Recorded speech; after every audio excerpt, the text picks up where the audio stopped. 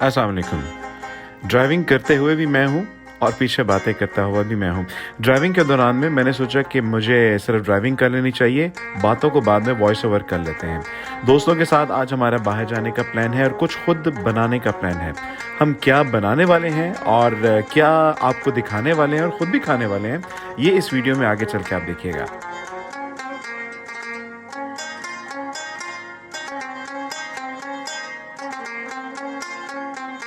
सबसे पहली जो मेन चीज़ है इस कुकिंग के लिए जो हम आज बनाने वाले हैं वो है मटन।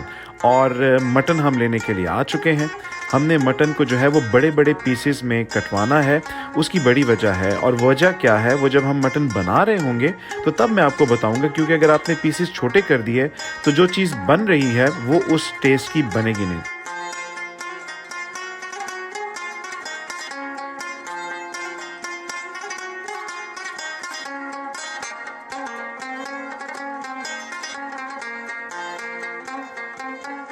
हम बारा के रेगिस्तान में, जो कि जद्दा से तकरीबन 20 से 25 किलोमीटर दूर है, वहाँ पर आके बैठ गए हैं। हम तमाम दोस्त, हमारे सारे कुलीग्स जो हैं वो यहाँ पर मौजूद हैं।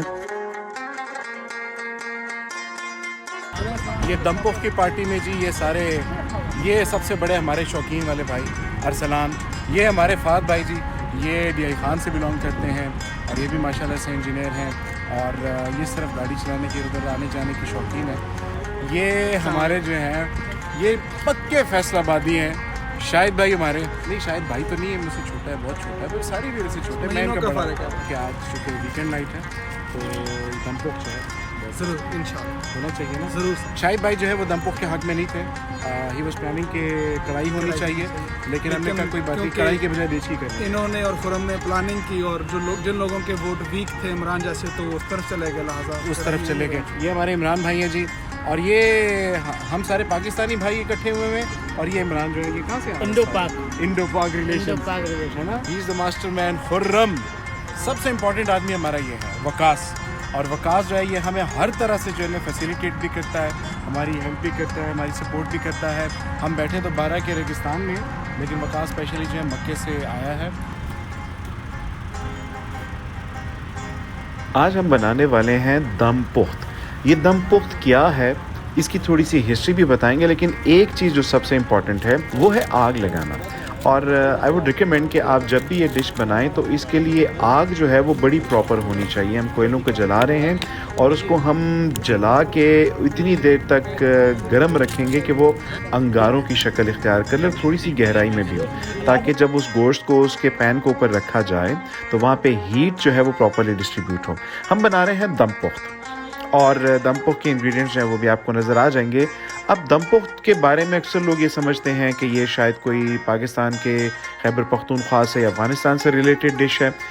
दम पुख्त बेसिकली पर्शियन वर्ड है जिसका मतलब होता है कोई भी चीज़ जिसको दम के ऊपर बनाया जाए।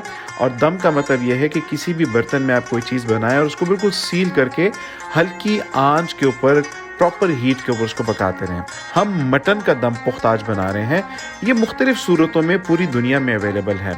साउथ एशियन कंट्रीज़ में भी मुख्तलिफ चीज़ों के साथ दम पुख्त को बनाया जाता है। अफ़गानिस्तान में भी है, अरब कंट्रीज़ में भी आप इसकी मुख्तलिफ शक्ल देख सकते हैं।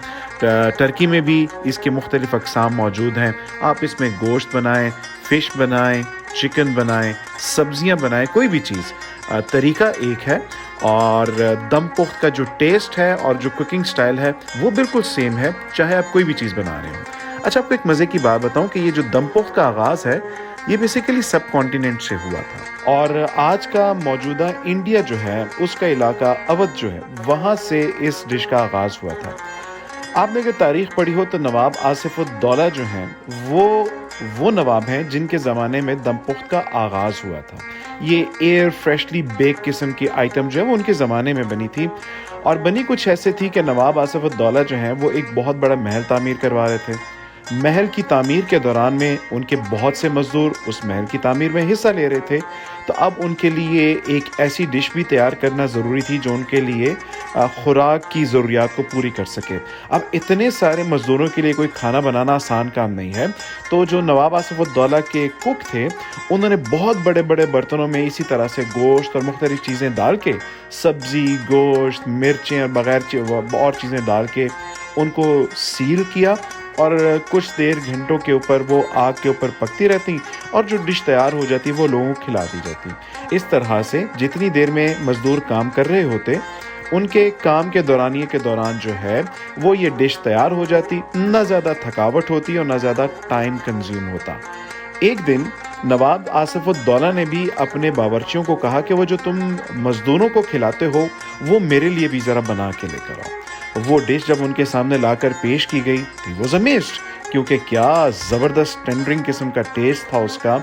चूँकि उसमें कोई आर्टिफिशियल चीज़ें नहीं थी, ना कोई इजाफी मसाला जात थे, तो वो खाने में बड़ी मुरग़्ग़न और मरग़ूब लगी। नवाब आसिफुद्दौला ने उनको हुक्म दिया कि आज के बाद ये जो डिश है ये दम पुख्त के नाम से मेरे दस्तरखान का हिस्सा होगी। कुछ एडिशनल स्पाइसेस जो हैं वो नवाब साहब के लिए उसमें ऐड किए गए, जिनको रॉयल स्पाइसेस कहा जाता है, और उसके बाद ये डिश जो है वो उनके दस्तरखान का मुस्तकिल हिस्सा बनी। आज ये डिश जो है वो हम अपने दस्तरखान का भी हिस्सा बना रहे हैं।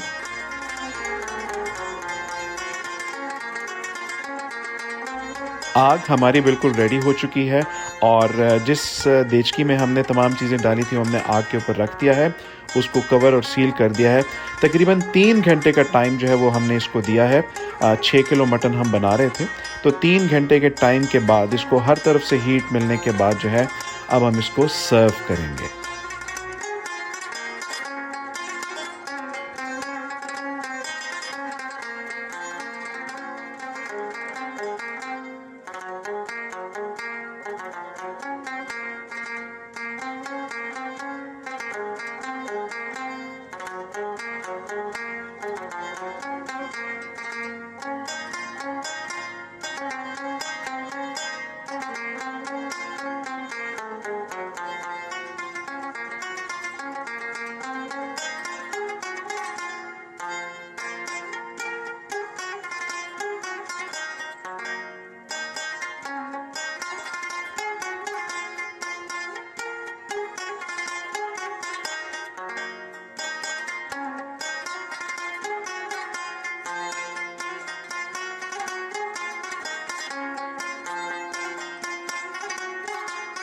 खाने के बाद सबसे मज़े की चीज़ जो है वो इंडियन पान है।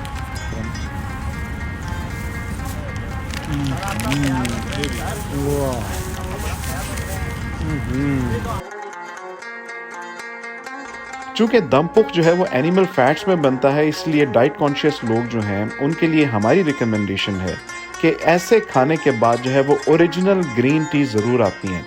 ये जो पेशावरी कहवा जिसे हम कहते हैं, ये इस खाने के बाद बेस्ट रेमेडी है अगर आप फैट से या ऐसी भी किसी भी चीज़ों से घबराते हैं या डाइट कॉन्शियस हैं।